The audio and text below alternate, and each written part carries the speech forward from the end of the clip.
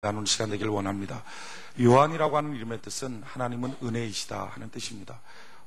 이 요한의 이름처럼 오늘 이 시간 이 자리가 하나님의 은혜로 가득 고이는 축복이 있기를 바랍니다. 진실로 우리의 소망은 이것입니다. 내 생애가 하나님의 은혜만 남게 하여 주옵소서. 하나님의 은혜만 남는 생애, 참 얼마나 복될까요? 한번 우리 옆분들 같이 자기가 지수는 최고의 미소를 이렇게 인사합시다. 당신의 생애가 하나님의 은혜만 남기를 원합니다. 이렇게 인사합시다.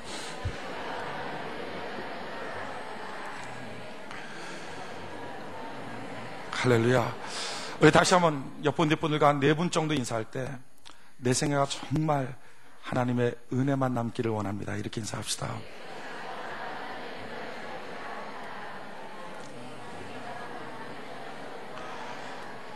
할렐루야. 은혜만 남는 생애. 저는 저의 기억조차도 다 은혜가 꽉 차기를 원합니다. 우리의 과거의 사건들을 바꿀 수는 없습니다. 우리가 지금 현재 만나고 있는 사람들을 바꿀 수는 없습니다. 내 남편을 바꾸거나 내 아내를 바꾸거나 내가 만나는 친구들을 바꿀 수는 없습니다. 그러나 그들을 향한 우리의 눈과 그들을 향한 우리의 해석이 바뀌어질 수 있습니다. 과거에 대한 사건들의 기억은 바꿀 수 없지만요, 거기에 대한 나의 해석이 바뀌어진다고요. 내가 전에는 포행자의 핍박자의 회방자로 살았다 할지라도, 그렇게 엉망진창인 인생이라 할지라도 주님의 사랑과 주님의 은혜가 넘쳤을 때, 참 그 더럽고 추악한 생활, 그것조차도 하나님이 받으셨구나, 그것조차도 하나님의 손에 잡혀 있었구나 하는 것을 느낄 때, 그것이 수치스러운 것뿐만 아니라 도리어 내놓고 자랑할 수도 있다는 거예요. 저도 전에 알코올 중독자로 개판 치고 살았던 인생, 이제는 자랑하잖아요. 그때 나는 주님 만나고 내 인생이 바뀌어졌다고. 내가 그렇게 깨어지고 무너져 있을 때 나는 그때 주님의 십자가 앞에 무릎 꿇을 수 있었다고. 여러분, 우리의 과거의 사건을 바꿀 수는 없지만요, 생각과 해석과 눈을 바꿀 수는 있어요. 지금 만나는 사람들을 우리가 바꿀 수는 없어도 그들 향한 우리의 눈이 바뀌어진다고요. 사실은요, 눈만 바뀌어지면, 해석만 바뀌어지면 다 바뀌어진 것 아닙니까? 왜 밉죠? 밉게 해석하니까 미운 거예요. 왜 사랑스럽죠? 사랑스럽게 해석하니까. 왜 축복되죠? 축복스럽게 해석이 되니까. 할렐루야. 어떻게 해석하느냐 하는 거예요. 정말 우리의 생애가 은혜로만 기억되고 은혜로만 해석되는 축복이 있기를 바랍니다. 은혜만 남는 사람, 얼마나 향기나겠어요. 하나님의 사랑만 남는 사람, 주여 그런 사람 되도록 나를 도와주시옵소서. 다시 한번 옆분 뒷분들과 자기가 지수는 최고의 모습으로 이렇게 인사합시다. 당신의 생애가 하나님의 은혜만 남기를 원합니다.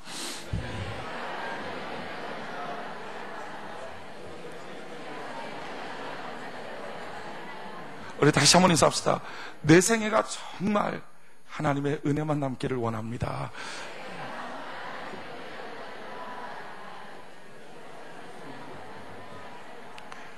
할렐루야. 이 요한이라는 이름처럼, 요한 하나님은 은혜이시다, 그렇게 은혜만 남는 축복이 있기를 바랍니다. 전 세계적으로 가장 많이 이름을 쓰는 것, 이 요한입니다. 요한. 미국에선 존이라고, 존, 개 이름까지 쫑 이렇게 하고, 쫑. 스페인 쪽이나 남미 쪽에서는 후안이라고 부르고요. 프랑스에는 장자크 루소의 장, 이렇게. 우리나라에서는 요한, 이렇게. 전 세계적으로 부모가 자기 자녀에게 붙여주는 이름 중에 제일 많은 이름, 이게 요한이에요. 요한. 전 세계적으로. 그럴 것 같아요. 부모의 심정이 뭡니까? 너 평생에 은혜만 있기를 바란다. 목사인 제가 우리 성도들 향해 갖고 있는 꿈과 기대는 한 가지예요. 우리 교회에 있는 모든 성도들이 평생에 은혜만 남는 축복이 있기를 바랍니다. 꽉 짜면 은혜. 은혜라고 하는 국물이 그냥 뚝 떨어지는 사람, 주여 그 사람 되게 하여 주시옵소서. 오늘 이 요한이라는 사람을 통해서 우리가 어떻게 은혜만 남는 사람이 될까? 어떻게 우리가 사랑으로 충만한 사람이 될까? 우리가 그것을 좀 깨닫기를 원합니다. 사랑만 꽉 차 있다면, 만약 우리의 가정이, 우리의 교회가, 우리의 터전과 우리의 인생이 사랑으로만 꽉 차 있다면 우리가 갖고 있는 수많은 문제 중에 한 90% 이상은 다 해결될 것입니다. 사실은 왜 문제가 생깁니까? 사랑이 없어서 생기는 문제들이에요. 대부분이. 사랑만 꽉 차 있다면 문제는 없어지고, 은혜만 꽉 차 있다면 문제는 사실 없어져요. 과연 사랑이 뭘까? 우리 한번 성경을 통해 사랑을 먼저 좀 알아봅시다. 고린도전서 13장, 고린도전서 13장 같이 한번 찾아봅시다. 고린도전서 13장.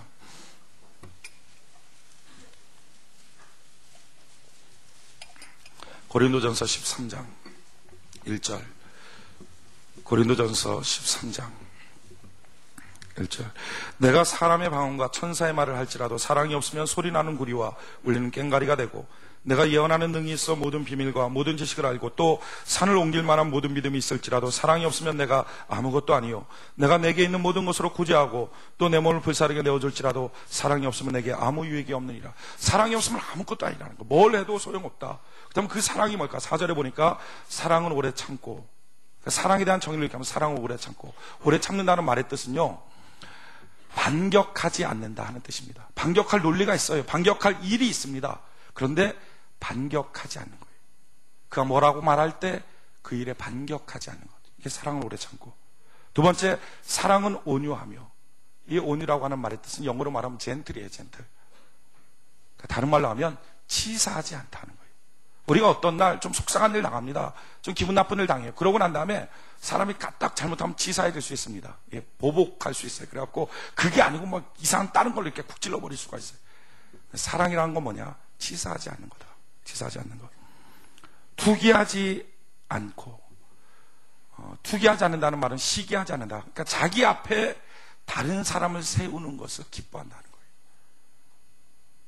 정말 내가 받을 축복이 있다면 그것까지도 너가 좀 받아라. 전에 말씀드렸던 것처럼 다윗과 요나단처럼, 요나단이 받아야 될 왕위가 있다면 그거 너 다윗 받아라. 너가 했으면 좋겠어 하고 정말로 진심으로 자기 앞에 사람을 세울 수 있는 것. 이게 사랑이라는 거예요. 자기 앞에 누가 쓰는 꼴을 못 본다. 이게 아직 사랑 아니라는 거죠. 사랑은 세워주는 거. 그래서 남편이 아내를 이렇게, 아내가 남편을 이렇게 세워주는 거. 사랑은 자랑하지 않고 자랑하지 않는다는 거죠. 교만하지 않고, 교만하지 않는다는 말의 뜻은 자기가 기준되지 않는다. 그러니까 다른 사람이 뭐라 그러면 너 틀렸어, 너 맞았어, 이거 자기가 기준돼서 막 판단하는 게 아니라, 이런 사람은 얼마나 자기 옹색합니까? 안 들을 거 아니에요, 사람들 얘기를. 근데 자기가 기준되지 않아서 듣는다는 거예요. 아, 맞다, 그럴 수도 있겠다. 이렇게 귀가 열려있는 사람. 만약 가정에 남편이 이렇게 귀가 딱 닫혀있다, 생각만 해도 숨이 막히죠. 만나는 일에 터전에서 막 사장이 이렇게 귀가 딱 닫혀있다, 숨이 막힐 거예요. 근데 귀가 열려있는 사람, 그래, 내가 기준이 아니야, 그래, 너 말이 맞을 수 있겠네, 이렇게 들어줄 수 있는 사람. 이게 사랑이라는 거예요. 사랑.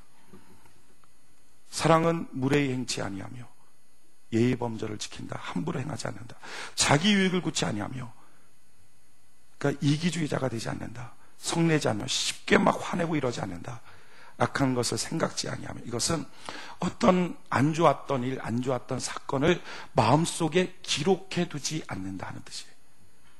그러니까 좋은 것들은 맨날 다 잊어버리고 맨날 안 좋았던 것, 이것만 머릿속에 딱 기억해놓고 틈만 나면 너 예전에 이랬지, 너 예전에 이랬지. 이게 사랑이 아니라는 거예요. 사랑은 자기 마음속에 기억해놓은 것, 기록해놓은 게 없어져야 돼요. 오늘 혹시 여러분들 마음속에 좀 기록해놓은 게 있습니까? 그게 깨끗하게 제거될 수 있는 은혜가 있기를 바랍니다.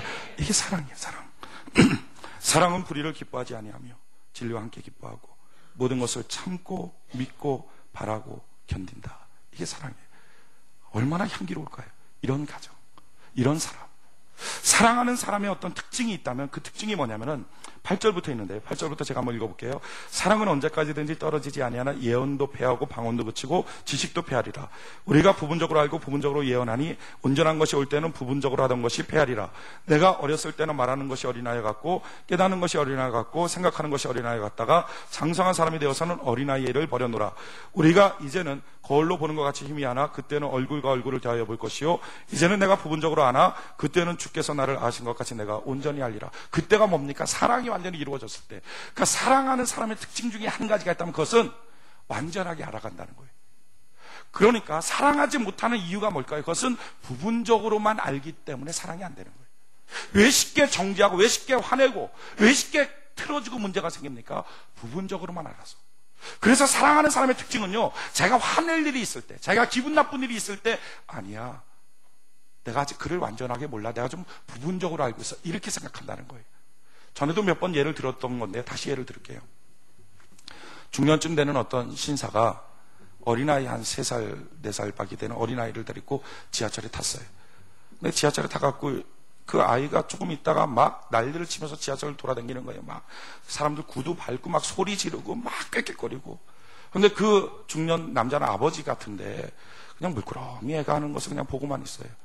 그러니까 지하철 안에서 막 사람들이 수근수근거리기 시작해서 뭐냐 도대체 자녀교육 어떻게 생긴 거냐 뭐 이렇게 대중교통 이용하면 좀 간섭하고 좀 이렇게 잘 붙잡아야 단속해야지 저게 뭐 하는 거냐 저것 때문에 안 된다 부모가 애들 너무 풀어놓는다 막 난리가 난 거예요. 그러다가 결국 못 잡고 한 사람이 딱 소리를 질렀어요. 이거 보세요 아저씨, 아이를 좀 제대로 키워야지 이게 뭐냐고 도대체 아이가 이게 어떻게 지하철에서 이렇게 개망나리처럼 있으면 어떡할 거냐, 아버지가 좀 잡고 있어야 될 거 아니냐, 아버지 아니에요. 그랬더니 그때 그 말을 듣자마자 그 신사가 깜짝 이렇게 정신이 들어온 것처럼 하더니 얘기를 하는 거예요. 죄송합니다.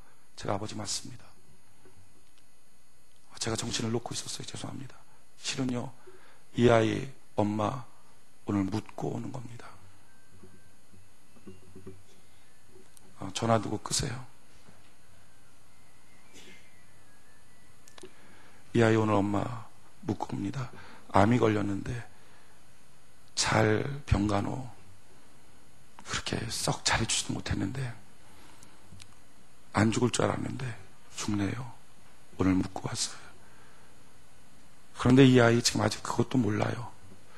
이 아이 어떻게 키워야 될지 너무 난감하네요. 하고서 그 아이 바라보고서 있느라고 제가 정신을 놓고 있어서 죄송합니다 하고 아이를 끌어안았어요. 그러면서 그 아이 끌어안고 그렇게 하지 마라 그렇게 한 거예요. 옆에서 좀 도와주세요. 전화기를 잘 못하시는 것 같아요. 끝났어요 이제. 그렇게 하고 난 다음에 애를 이렇게 품에 안았는데 그 애가 뭐 계속 품에 있겠습니까? 또 막 난리치고 돌아다니죠. 근데 똑같이 난리치고 소리 지르고 막 구두 밟고 막 뛰어다니고 하는데 이제 누구 한 사람 그것 때문에 화내는 사람이 없더라는 거예요. 그냥 어떤 사람은 그렇게 하고 있는 아이를 이렇게 안아주기도 하고 어떤 사람 바라보면서 울기도 하고 가만히 있었다는 거예요. 사실 나쁜 사람, 악한 사람 그렇게 많지 않아요. 왜 우리가 그를 향해서 정죄하고 짜증내고 화내죠? 그것은 우리가 잘 몰라서 그래요. 정말 그를 잘 알게 되면 화낼 일이 별로 없어요.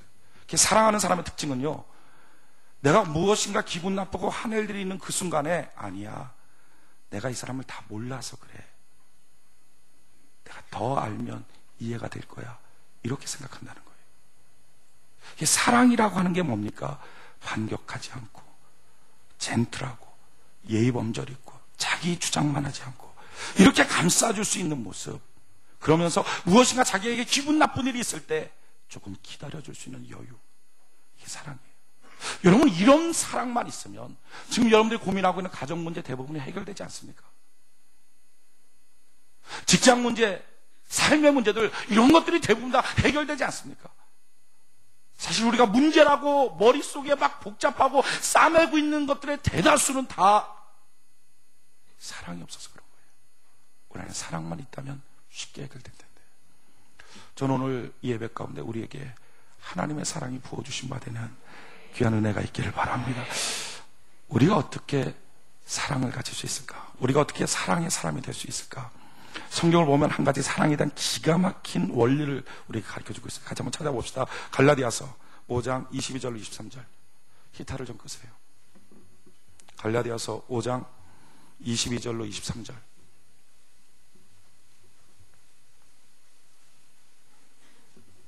갈라디아서 5장 22절로 23절. 같이 한번 한 목소리 한번 읽어봅시다. 갈라디아서 5장 22절로 23절. 같이 한 목소리 시작. 오직 성령의 열매는 사랑과 희락과 화평과 오래 참음과 자비와 양성과 충성과 온유와 절제니 이 같은 것을 금지할 법이 없느니라. 아멘. 이게 사랑이 나오는데 참 놀라운 말씀은 이거예요. 오직 성령의 열매는 사랑이라고 화평. 그러니까 사랑이라는 게 뭐냐? 성령의 열매라는 거예요. 열매는 어떻게 하면 맺어집니까? 나무에 붙어 있으면 맺어집니다. 물론 가지가 노력해야 돼요. 노력하지 않으라는 얘기 아닙니다. 열심히 사랑을 하기를 원하고요, 또 사랑에 대한 지식을 갖고요, 훈련도 받아야 되고요, 이렇게 열심을 해야 돼요. 좀 헌신도 해야 되고 하고 싶은 마음도 있어야 됩니다. 우리가 나무가 자라는 걸 보면 알지만 그 나무가 그냥 자라는 게 아니라 그 가지가 햇볕 쪽을 향해서 막 이렇게 꺾여지잖아요. 이것처럼 이렇게 막 열심을 내고 훈련도 하고 또 지식도 갖고 있고 이렇게 해야 됩니다. 그런데 아무리 이런 노력을 했다 할지라도 그 가지가 나무에서 떨어지면 소용없잖아요. 그러니까 제일 중요한 것, 사랑은 열매라는 거예요. 그러기에 붙어 있어야 된다는 것입니다. 사랑의 근원 되신 주님께 붙어 있어야 되는 것입니다. 성경은 이와 같이 말해요. 요한복음 15장 4절로 5절에 보면 내 안에 거하라 나도 너희 안에 거하리라. 가지가 포도나무에 붙어 있지 아니하면 절로 과실을 맺을 수 없음같이 너희도 내 안에 있지 아니하면 그러하리라. 나는 포도나무요 너희는 가지니 저가 내 안에 내가 저 안에 있으면 이 사람은 과실을 많이 맺나니 나를 떠나서는 너희가 아무것도 할 수 없습니다. 주님 안에 붙어 있는 인생, 그것이 바로 사랑을 이룰 수 있는 축복의 통로가 된다는 것입니다. 우리의 지식도 우리의 헌신도 우리의 노력도 다 필요하지만 가장 중요한 한 가지가 있다면 주님께 붙어 있는 거예요. 그러면 점차적으로 저절로 우리의 가정이, 우리의 터전이, 그리고 내 인생이 사랑하는 사람으로, 향기로운 사람으로 바뀌어진다는 거예요. 그 대표적인 사람이 오늘 우리가 보게 될 요한이라는 사람입니다. 이 요한이라고 하는 사람은요, 사랑의 사람이라고 하는 별명이 있었어요. 이거 예수님이 붙여주신 별명이에요. 근데 그 별명 말고 또 다른 한 가지 별명이 있었는데 우레의 아들이라고 하는 별명이에요. 이것도 예수님이 붙여준 별명이에요. 성경을 보면 마가복음 3장 17절에 또 세베대의 아들 야고보와 야고보의 형제 요한이니 이 둘에게는 보아너게 곧 우레의 아들이란 이름을 더하셨으며, 예수님이 별명을 붙여준 거예요. 우레의 아들, 번개, 천둥벼락 뭐 이런 거죠. 그러니까 그 사람이 가는 데마다 맨날 시끄러운 거예요. 막 싸움이 일어나고, 이 사람 때문에 못 살겠어요, 이 사람 때문에 견디지 못하겠어요, 맨날 이런 싸움이 일어나는 사람, 이게 요한이었어요. 이렇게 맨날 싸웠던 이 사람이 어떻게 사랑의 사람으로 바뀌어질 수 있었을까? 우리가 살펴보는 것은요, 요한에 대한 기사가 성경에 두 가지 기사가 있는데 그 사람이 얼마나 못된 사람인지를 우리가 그 기사를 통해서 알 수 있어요. 둘 다 누가복음 9장에 있는 사건인데 첫 번째 사건이 이겁니다. 제가 읽어드릴게요. 누가복음 9장 51절 56절에 보면 예수께서 승천하실 기약이 차감해 예루살렘을 향하여 올라가기로 굳게 결심하시고 사자들을 앞서 보내시며 저희가 가서 예수를 위하여 예비하려고 사마리아인의 한 촌에 들어갔더니, 지금 예수님께서 승천하실, 마지막으로 십자가를 지시고 승천하시기 위해서 이제 예루살렘을 올라갑니다. 그럴 때 사마리아 지역을 통과하기를 원하셨어요. 그런데 예수께서 예루살렘을 향하여 가시는 거로 저희가 받아들이지 않는지라 사마리아 성에서 들어오지 마십시오. 예수님, 우리 마을에 오지 마십시오. 이렇게 말했어요. 영접하지 않은 거예요. 그랬을 때 제자 야고보와 요한이 이를 보고 가로되 주여, 우리가 불을 명하여 하늘로 쫓아내려 저희를 멸하라 하기를 원하시나이까? 지금 이 말이죠. 주님, 번개 내려서 저놈들 다 태워버립시다, 이 말이라는 거예요. 그때 예수님이 이렇게 말씀합니다. 예수께서 돌아보시고 꾸짖으시고 함께 다른 손을, 말도 안 되는 얘기 하지 마라, 우리 다른 데로 가자, 그렇게 피해 가셨다는 거예요. 사실은 이 요한이 지금 이 말을 했던 거, 주님, 어떻게 주님을 영접하지 않을 수 있죠? 불을 내려서 저들 다 죽여버립시다 라고 했던 말은요, 의미가 있는 말입니다.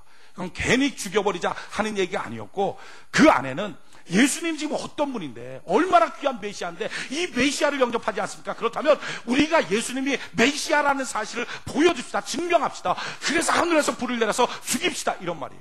실제로 구약에 메시아를 인정하지, 그러니까 선지자를 인정하지 않는 경우에 기도의 하늘에서 불을 내려서 죽여버린 사례가 있습니다.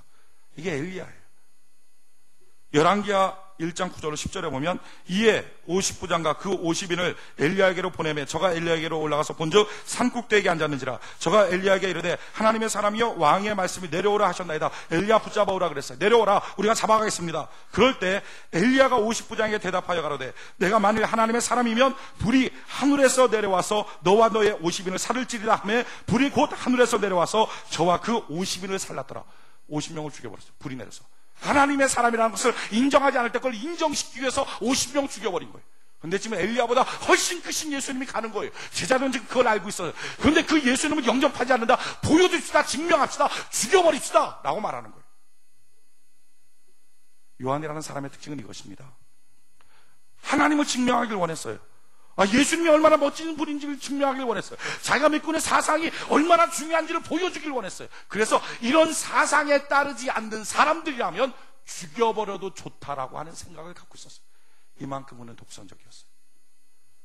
사상이 중요합니다. 하지만 더 중요한 것은 사람이에요.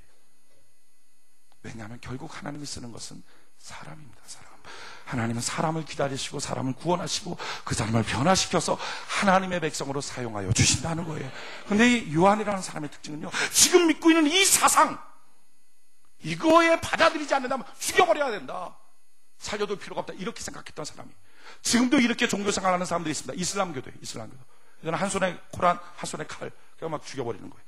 전도하는 방법이 뭡니까? 코란 믿어라. 믿는다 그러면 그래, 코란 주고, 안 믿는다 그러면 칼로 베버리는 거죠. 여러분들이 예수 믿는다는 사실이 얼마나 축복인지 몰라요. 이스라엘 같았으면 이거 어떻게 할 뻔했습니까? 주일 성수해라. 싫어요. 그거 막 베고. 몇 명이나 남았겠어요. 막 새벽 예배 나와. 안 나오는데 막 새벽에 들어가서 문 열고 가서 막 사역자들 긴 칼 들고 가고 막 자르고. 봉사해. 그럼 싫어요. 그러면 그냥 잘라버리고 막 이러고 다녔으면 지금도 막 소매치기 하면 팔 자르고 그러잖아요. 거기. 남아있을 사람이 몇 없죠. 근데 하나님은 그런 분이 아니라는 거예요. 우리가 좀 주의 말씀 잘 안 따라도 좀 말썽 피고 다녀도 우리 하나님은요 기다리신 하나님이에요. 왜? 사람이 중요해요. 사람을 잃어버리면 구원을 어떻게 얻습니까? 사람을 잃어버리면 사람이 중요한 거예요. 그럼에도 불구하고 요한이라는 사람 굉장히 아주 막 독선적인 사람이에요. 독선적인 사람. 또 한 가지 특징, 요한이 어떤 특징을 갖고 있었는가? 누가복음 9장 49절 50절에 보면 요한이 여짜오되 주여 어떤 사람이 주의 이름으로 귀신을 내어 쫓는 것을 우리가 보고 우리와 함께 따르지 아니하므로 금하였나이다. 지금 어떤 사람이 예수의 이름으로 귀신아 떠나가라 막 이렇게 하고 있었다는 거예요. 근데 예수님의 제자들은 아니었어요. 안 쫓아와. 그랬을 때 요한이 그걸 보고 너 하지마, 너 무인가야 이러면서 하지마, 인가 바꿔야 돼, 너 이제 우리 따라오든지 아니면 그만둬, 하지마, 이렇게 했다는 거죠. 그 말을 듣자마자 예수께서 가라사대 금하지 말라, 너희를 반대하지 않는 자는 너희를 위하는 자니라 하시니라. 그러니까 그 요한이라는 머릿속의 생각은요, 인가 받은 놈이 아니야. 무인가 의료행위 하지마 이러면서 함부로 예수 이름으로 귀신 쫓아내지마 막 이러면서 막 그러고 다닌 거예요. 그러니까 굉장히 편협한 사람. 그러니까 머릿속에 있는 구조 자체가 아주 편협하고 아주 독선적인 사람. 아까 우리가 살펴봤던 사랑이라는 것과 참 거리가 먼 사람이에요. 놀라운 것은요, 이렇게 편협하고 이렇게 독선적인 그 요한이 완전한 사랑의 사람으로 바뀌어요. 그가 썼던 서신서를 보면 사랑이라는 단어가 가장 많고요, 구전에 따르면 그는 어디를 가든지 서로 사랑합시다. 그는 기름가마에 들어가서 온몸이 다 기름으로 튀겨지는데도 계속 입을 열어서 이렇게 고백해요. 내가 주님 사랑합니다. 그리고 자기를 던진 그 사람을 향해서 내가 당신 사랑합니다. 어떻게 이렇게 편협하고 독선적인 사람이, 사랑하고는 무관한 사람이 사랑의 사람으로 바뀌어질 수 있었을까? 성경을 찾아보면 그 이유는 한 가지였어요. 다른 이유가 없어요. 오직 한 가지. 그것은 그의 자세. 요한이라는 사람을 보면요, 요한은요 평생에 한 번도 똑바로 앉아본 적이 없는 것 같아요. 성경을 보면 다 이렇게 기대에 앉았어요. 한 번도 자기가 이렇게 똑바로 앉았던 게 없었던 것 같아요. 언제나 그는요 예수님의 품에 기대에 있었어요. 오늘 본문 말씀 한번 읽어볼까요? 요한복음 13장 21절로 23절. 요한복음 13장 21절로 23절. 같이 한번 한 목소리 한번 읽어봅시다. 요한복음 13장 21절로 23절. 한 목소리 시작. 예수께서 이 말씀을 하시고 심령에 민망하여 증거하여 가라사대 내가 진실로 너희에게 이르노니 너희 중 하나가 나를 팔리라 하시니 제자들이 서로 보며 네게 대하여 말씀하시는지 의심하더라. 예수의 제자 중 하나 곧 그의 사랑하시는 자가 예수의 품에 의지하여 누웠는지라. 아멘. 요한은 자기 자신의 이름을 자기가 쓰는 서신서, 지금 이게 요한복음, 자기가 쓰는 복음서거든요.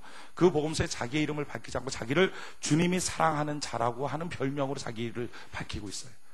근데 지금 요한이 어떤 자세를 취하고 있습니까? 예수의 품에 의지하여 누웠어요. 언제나 그 자리를 그는 떠나지 않았어요. 항상 주님의 품에 누워있어요. 우리가 지금 생각할 때 너무 부럽다, 나도 요한처럼 주님의 품에 항상 기대어 있을 수만 있으면, 그의 심장소리를 듣고 있으면 얼마나 좋을까, 행복하겠다, 이렇게 생각하겠지만 한번 생각을 해보자고요. 지금 거기 모여있는 사람들은 누굽니까? 예수님과 같은 나이 또래 30대 초반의 청년들이에요. 우락부락한 어부들입니다. 막 힘세고 욕잘하는 사람들입니다. 그런데 그런 남자다운 사람들로 꽉 차있는 거기서 맨날 주님 품에 이렇게 푹 기대있어요. 바보 같아 보이지 않겠어요? 근데 요한은 그걸 자청했어요. 항상 주님 품에 그런 기대에 있었어요. 분위기 좋을 때 주님 품에 기대 있는 거 누가 못하겠습니까? 그런데 분위기 안 좋을 때도 기대했었다고요. 지금 우리가 읽었던 본문은 뭡니까? 예수님께서 민망해서 너무 마음이 아파서 말하는 거예요. 너희 중에 한 사람이 나 팔리라. 분위기 되게 안 좋을 때죠. 근데 분위기 굉장히 안 좋은데도 요한은 어떡합니까? 그냥 주님 품에 기대 있어요. 요한은요 주님 만나고 난 다음에 한 번도 그 자리를 떠난 적이 없어요. 언제나 그 자리에 있었어요. 언제나 주님 품에 다 붙어 있었어요. 이게 요한이에요. 겟세마네 동산에 올라갈 때도 그는 주님 곁에 있어요. 야이로 해당장 딸을, 죽은 딸 살릴 때도 그는 주님 곁에 있어요. 변화산에 올라갈 때도 주님 그 곁에 있어요.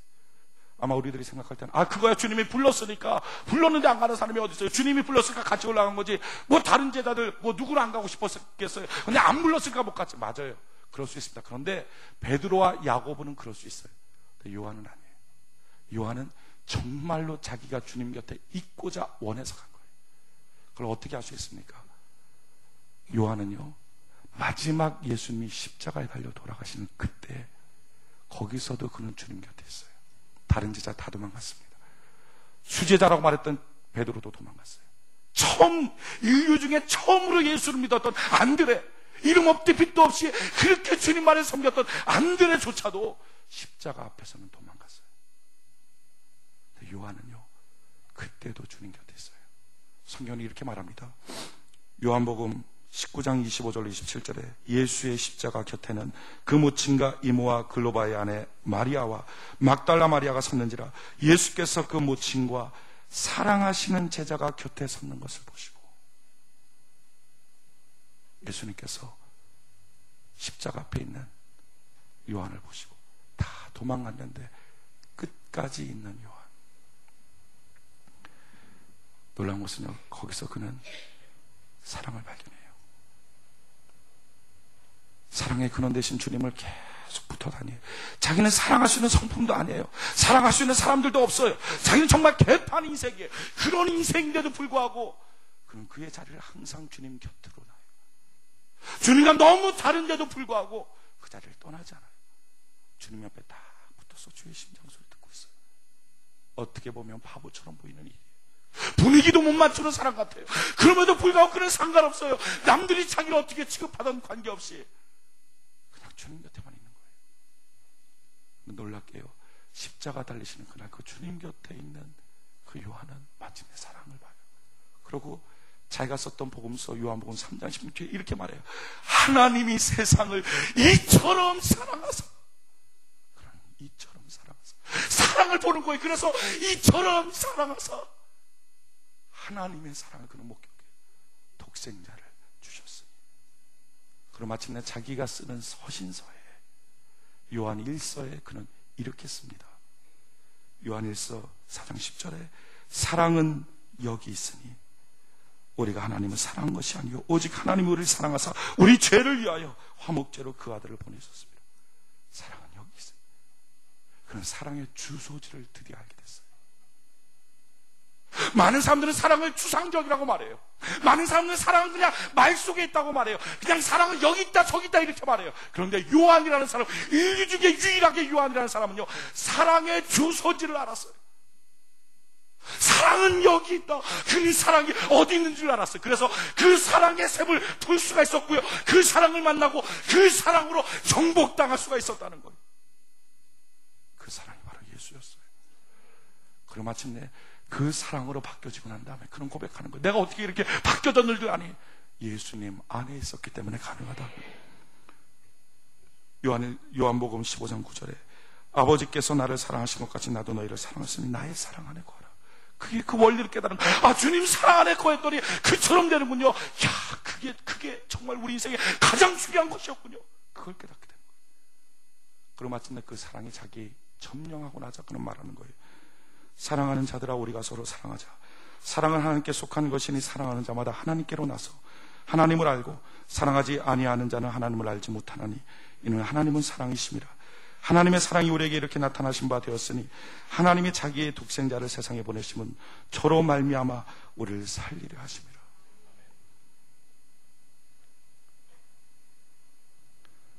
어떻게 요한이 사랑의 사람으로 바뀌어집니까? 자기는 사랑하는 성품이 아니었어요. 사랑하는 기질이 아니었어요. 그런데 자기는 형편없는 사람이었는데 사랑의 근원 되시는 주님 품에 있었어요.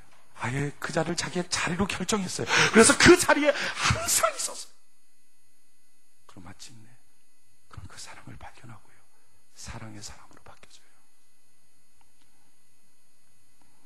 중요한 것은 붙어 있었다는 거예요. 오늘 우리도 한 가지 원리가 가장 중요합니다. 사랑의 노력도 필요하고요, 헌신도 필요하고요, 지식도 필요합니다. 그러나 그 모든 것들보다 가장 중요한 한 가지가 있다면 사랑의 근원 되신 예수님께 붙어있는 것입니다. 그럴 때 바뀌어지는 거예요. 사랑의 근원 되신 예수님께 붙어있는 것. 구약에 또 다른 인물 한 사람을 발견해요. 루시라고 하는 여자예요. 여자는 이방 여인이었고요, 과부였어요. 그럼에도 불구하고 이방 여인이고 과부였던 자기의 신세, 언감성신, 다윗의 조상이 되는 여자가 돼요. 완전히 신세가 바뀌어요. 어떻게 이렇게 신세가 바뀔 수 있었는가? 성경 그 이유를 한 가지 말해요. 그는 붙잡고 다녔다는 거예요. 룻기서 1장 14절에 그들이 소리를 높여 다시 울더니 오르바는 그 신모에게 입맞추되 룻은 그를 붙여쳤더라. 붙여친 인생. 여러분, 왜 시몬 베드로처럼 귀한 영적 거성이, 수제자가 왜 주님을 팔아먹었을까요? 왜 주님을 부인했을까요? 왜 그렇게 쉽게 시험이 들었을까요? 여러 가지가 이유가 있겠지만 그 중에 한 가지는요, 주님을 따르는 자세가 틀려서 그랬어요. 성경이 이렇게 말해요.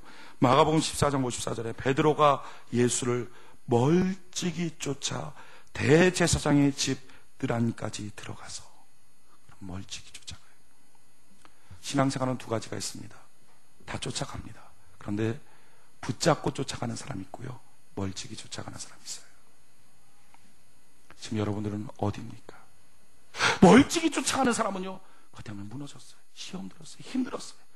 주님과 멀어진 거리만큼이 마귀의 놀이터였어요. 요한은요, 전혀 사랑과 상관없는 사람인데 그런 주님을 쫓아갔어요. 주님 보면 항상 기대고 있었어요. 그럼 마침내 그 사랑의 주소를 발견하고 주님 안에 완전히 바뀌어져요. 신앙생활은 두 가지예요. 멀찍이 쫓아갈까, 붙잡고 쫓아갈까. 멀찍이 쫓아가는 사람도 주님 보입니다. 쫓아가니까. 그래서 주님 믿어요. 주님 믿고 주님 보이니까 쫓아갑니다. 문제는 그렇게 쫓아가긴 하지만 주님과 내 사이에 길도 보여요. 그래서 이 길이 험하다, 쉽다, 이런 걸 해요. 주님의 음성이 들리긴 합니다. 그런데 주님의 음성과 동시에 주변 사람들의 소리도 들려요. 생각도 들려요. 이게 멀찍이 쫓아가는 사람의 특징이에요. 붙쫓아가는 사람의 특징은 어떻습니까? 붙쫓아간다는 게 뭐죠? 한번 시험을 한번 해볼까요? 시험을. 함승 지사님과 구찬 지사님 앞으로 한번 나와보세요. 어서 나와서 그 앞에 쓰는 거예요. 구자천 지사님이 예수님이고요, 함승 지사님이 성도예요. 이렇게 서야지 성도들이 보이지 않겠습니까? 그렇지. 붙쫓아가는 건 뭐냐면요, 양복의 뒷덜미를 손으로 움켜 잡아서 자기 코에 딱 대는 거예요. 자, 실시. 확 잡아서 더 그냥 그래 해서 그렇지 그렇게 그게 붙여서 가는. 자, 보이죠? 여러분, 이럴 때 길이 보입니까? 이럴 때 다른 사람이 보입니까? 네, 들어가세요. 박수 한번 보내줍시다. 자, 보세요. 길이 안 보인단 말이죠. 주님 등에 가려져서요, 자기가 걷고 있는 길이 지금 어떤 길인지가 안 보여요. 주변 사람들의 소리가 안 들려요. 오직 주님의 음성과 주님의 심장 소리만 들려요. 이게 지금 붙쫓아가는 거예요. 신앙생활 하면서 주의 말씀도 듣고 믿기도 하면서도, 신앙생활 힘들다, 교회생활 힘들다, 원망도 있고 불평도 있고, 길이 참 어렵구나, 지겹다. 이건 지금 뭡니까? 멀어서 지금 지겨운 거예요. 멀어서 어려운 거예요. 문제는 정말 지겹고 정말 힘들어서가 아니라 주님과 나 사이의 거리가 멀어졌다는 얘기예요. 붙쫓아가면 힘든지 몰라요. 붙쫓아가면 사람 소리가 들리질 않아요. 왜 자꾸 주변에서 불평불만하는 소리가 내 귀에 들릴까? 사람들이 얘기하는 소리가 왜 자꾸 들릴까? 이유는요, 그것 자체가 이미 자기가 주님과 멀어졌다는 거예요. 주님과 가까이 있으면 소리가 안 들려요. 신앙생활은 두 종류예요. 붙쫓아갈까, 멀찍이 쫓아갈까. 어떻게 하면 우리가 바뀌어집니까? 붙쫓아갈 때 우리의 인생은 변화되는 것입니다. 오늘 리더십 성령 세미나 2기생들 수료를 합니다. 저는 기대하는 것은 오직 한 가지예요. 붙쫓아갔으면 좋겠어요. 평생에 주님 붙쫓아가는 사람. 그래서 걷는 땅이 보이지 않는 사람, 사람의 소리가 들리지 않는 사람, 오직 주의 음성, 성령의 음성만 내 귓가에 찌렁찌렁 울리도록 주여 도와주시옵소서. 우리 모든 성도들도 마찬가지. 그럼 신앙생활 어떻게 하겠습니까? 다시 한번 물어볼까요? 힘들게 신앙생활 하겠습니까? 힘들지 모르고 신앙생활 하겠습니까? 어차피 그 길 다 걷는 것 아닙니까? 주님께서 걸어가신 길을 걸어가야 믿음이잖아요. 그 길 안 가고 다른 길 갈 수 있습니까? 그 길 걸어가야 돼요. 근데 그 길 걸어가야 되는데 힘들며 신앙생활 하겠습니까? 힘든지 모르고 신앙생활 하겠습니까? 왜 힘들죠? 주님과 멀어져서. 왜 불평불만 헛된 인생들과 어울리게 되죠? 주님과 멀어져서. 주님과 가까우면 힘든지 몰라요. 사람 소리가 안 들려요. 원망하는 사람들이 자기 주변에서 없어지기 시작해요. 주님과 가까이 있으니까 참 신앙생활 편하고요, 참 교회생활 편하고요, 참 가정생활과 자기 인생이 편해져요. 그렇게 편해지다가 자기도 모르는 사이에 예수님처럼 변화받아요. 자기도 모르는 사이에 사랑의 사람이 돼요. 성품 문제가 아니고 기질 문제가 아니고 우리에게 주어진 사건의 문제가 아니라 주님과 붙어있는 사람이 열매를 맺게 되는 거예요. 내가 주님과 붙어있도록 주님 나를 도와주시옵소서. 오늘 우리가 기도할 제목이 무엇입니까? 이번 한 주간 우리가 기도할 제목이 무엇입니까? 주님, 내가 주님과 떨어지지 않도록, 주님을 내가 멀찍이 쫓지 않도록 주여 나를 도와주시옵소서. 우리 주께 두 손 높이 들고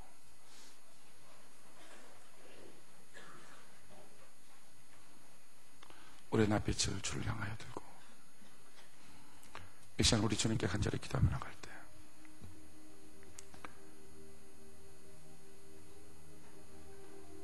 힘이 드십니까? 피곤하십니까? 속상하십니까? 어렵습니까? 그것은 정말 속상하고 피곤하고 어려워서가 아니라 주님과 멀어졌기 때문입니다. 주님과 더 가까워져야 돼요. 오직 내 귀에 주의 심장 소리만 들리고 길이 안 보이도록 그냥 주님 붙잡고 주님의 체온을 느끼면서 걸어갈 수 있도록 주여 도와주시옵소서. 교회 생활이 힘이 듭니까? 이유는 힘이 들어서가 아니라 멀어져서 그렇습니다.